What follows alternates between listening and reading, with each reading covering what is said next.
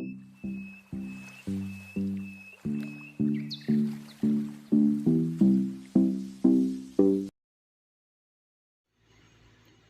video kali ini kita akan membahas tentang pengelolaan administrasi dalam peningkatan mutu pendidikan.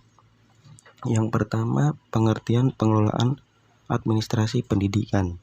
Dalam tatanan bahasa, Winarmo mendefinisikan pengelolaan diambil dari akar kata pengelola, dalam artian suatu aktivitas yang dilakukan mulai dari tahapan pengumpulan data, planning, organizing, application, controlling, dan evaluasi.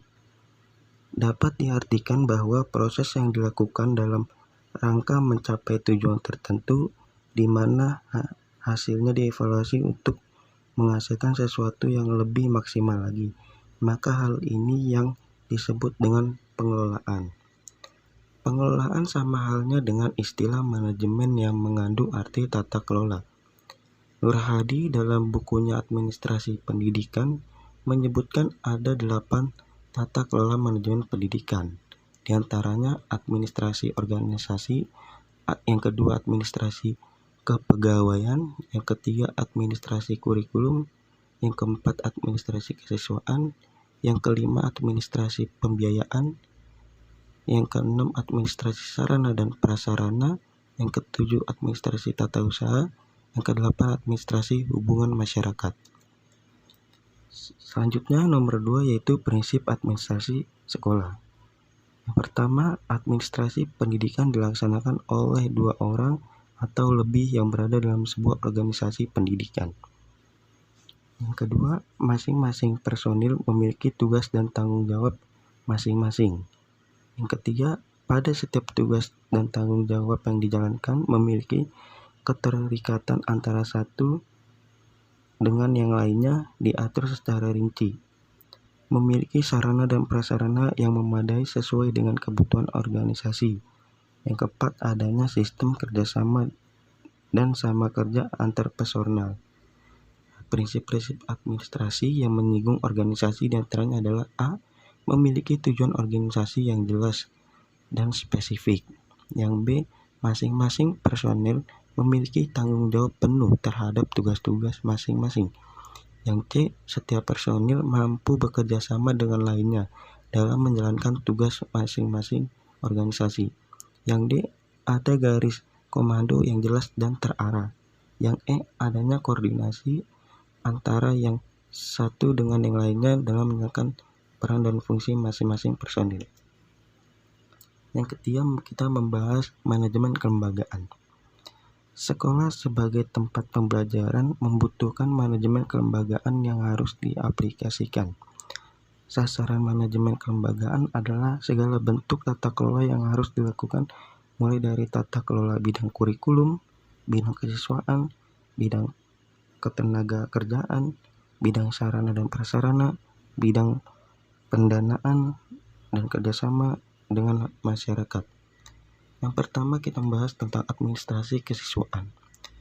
Administrasi kesiswaan dilakukan agar transformasi siswa menjadi lulusan yang dikehendaki oleh tujuan pendidikan yang telah ditetapkan dapat berlangsung secara efektif dan efisien.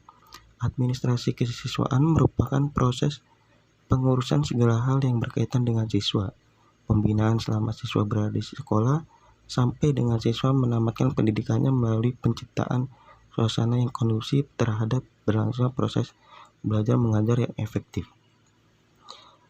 Fungsi administrasi kesiswaan. Yang pertama, mengetahui secara umum kondisi siswa yang sedang mengikuti pembelajaran pada setiap tahun pembelajaran.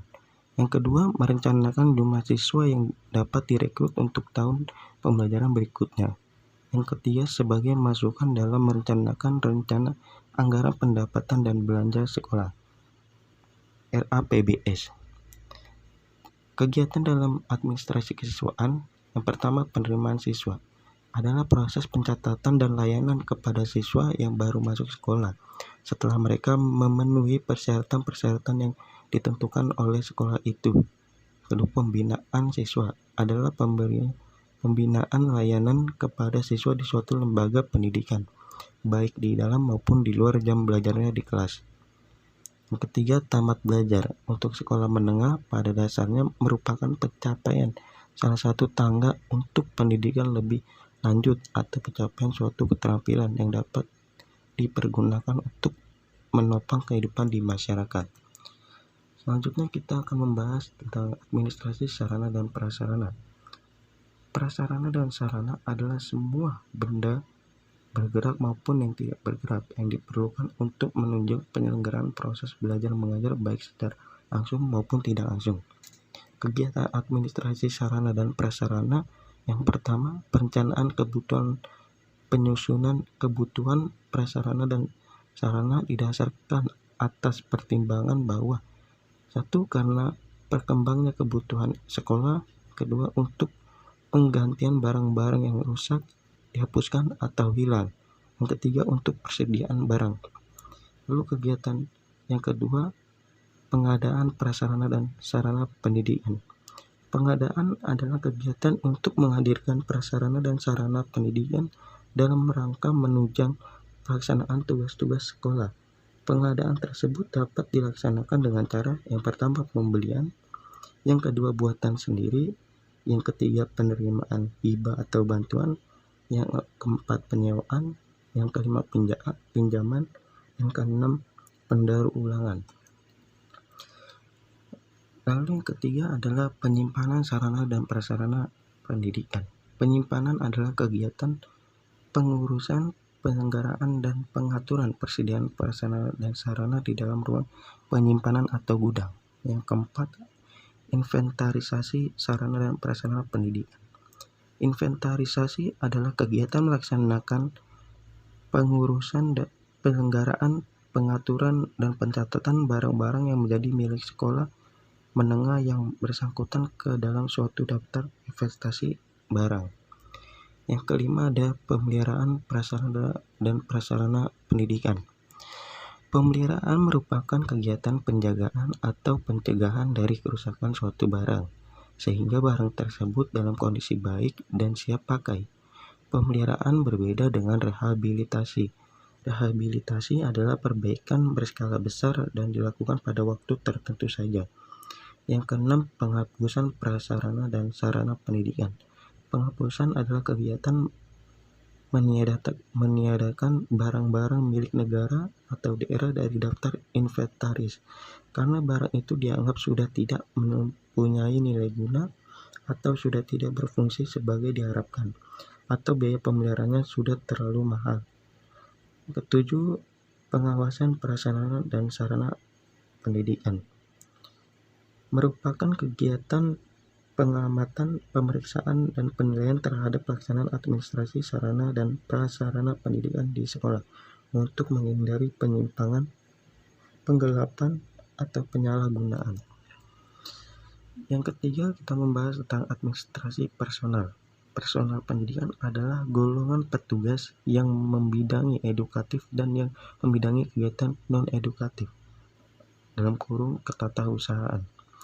Personel bidang edukatif ialah mereka yang bertanggung jawab dalam kegiatan belajar mengajar, yaitu guru dan konselor dan konseling. Sedangkan yang termasuk di dalam kelompok personel bidang non-edukatif adalah petugas tata usaha dan penjaga atau pesuruh sekolah. Tenaga pendidik. Berdasarkan Undang-Undang Nomor 20 Tahun 2003, adalah tenaga yang memiliki kompetensi sesuai dengan bidang keahliannya dan ditugaskan untuk mengajar sebagai guru. Sedangkan tenaga pendidikan adalah tenaga yang memiliki kompetensi sesuai dengan bidang keahliannya yang ditugaskan untuk mendukung pelaksanaan pembelajaran di sekolah. Tenaga kependidikan meliputi pertama pustakawan, kedua tenaga administrasi, ketiga laboran, keempat penjaga sekolah. Tenaga pendidik dan kependidikan bertugas menyelenggarakan kegiatan mengajar, melatih, meneliti, mengembangkan, mengelola, dan memberikan pelayanan teknis dalam bidang pendidikan. Administrasi kepegawaian antara lain meliputi 1. Inventarisasi pegawai, 2. Pengusulan formasi pegawai, 3. Pengusulan pengangkatan, kenaikan tingkat, kenaikan berkala, dan mutasi. Yang keempat, mengatur usaha kesejahteraan. Yang kelima, mengatur pembagian tugas. Administrasi pendidik dan tenaga pendidikan meliputi kegiatan pencatatan tentang yang pertama, ketersediaan tenaga dan tenaga kependidikan yang meliputi A. Jumlah seluruh tenaga dan pendidik dan jumlah tenaga pendidikan pada setiap tahun dan distribusi bidang keahliannya. Yang kedua, identitas pendidik dan tenaga kependidikan yang meliputi yang A. jenis kelamin, B. umur, tempat tanggal lahir, C. latar belakang pendidikan tenaga pendidikan dan tenaga pendidikan, yang D.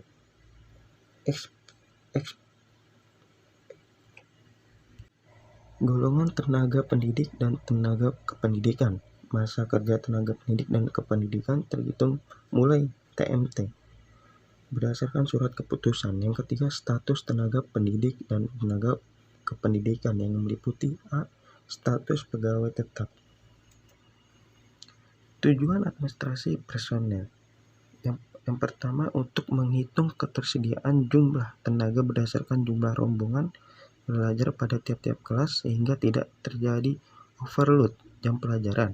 Yang B, untuk digunakan sebagai dasar perencanaan penambahan dan pengembangan tenaga khusus untuk tenaga pendidik administrasi. Juga mencatat pertama, distribusi tugas mengajar, dan kedua, beban jam pembelajaran pada tiap semester. Yang keempat, kita membahas tentang administrasi keuangan. Komponen keuangan sekolah merupakan ketatausahaan dan tindakan keuangan meliputi pencatatan data, perencanaan, pelaksanaan, pelaporan, dan pertanggungjawaban keuangan. Keuangan merupakan faktor penting untuk melakukan kegiatan. Hal-hal ini sukar sekali dibayangkan pelaksanaan kegiatan tersebut tanpa uang. Namun, di balik itu, mengadakan uang untuk melaksanakan kegiatan itu pun tidak mudah.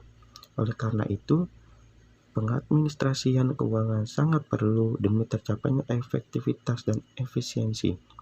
Adapun tugas keuangan yaitu antara lain: pertama, perencanaan RAPBS, yang kedua, perencanaan anggaran dan pertanggungjawaban keuangan yang berupa bantuan operasional sekolah, yang kedua, bantuan operasional pendidikan, yang ketiga, komite sekolah, yang keempat, zakat, infak, dan sodako. Yang kelima, kita membahas tentang administrasi kurikulum. Yang pertama, ketersediaan kurikulum yang digunakan sebagai pegangan mengajar pada tiap angkatan. Yang kedua, ketersediaan jabatan kurikulum dari tiap-tiap mata pelajaran yang meliputi standar kompetensi, kompetensi dasar, dan indikator.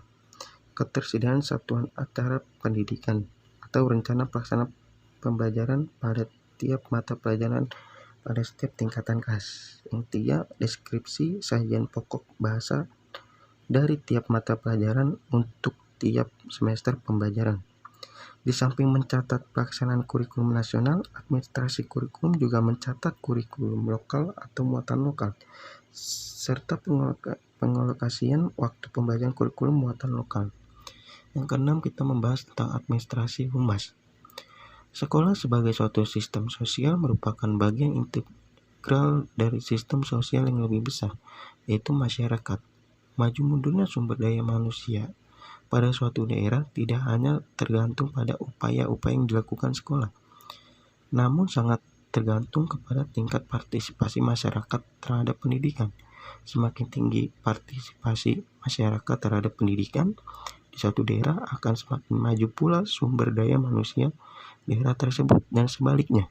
Oleh karena itu, masyarakat hendaknya selalu dilibatkan dalam pembangunan pendidikan di daerah masyarakat. Hendaknya dibutuhkan rasa ikut memiliki. Sekolah di daerah sekitarnya, maju mundurnya sekolah di lingkungannya juga merupakan tanggung jawab bersama masyarakat setempat. Sekian video yang bisa saya sampaikan. Tetap semangat belajar, walau belajar dari rumah. Terima kasih. Wassalamualaikum warahmatullahi wabarakatuh.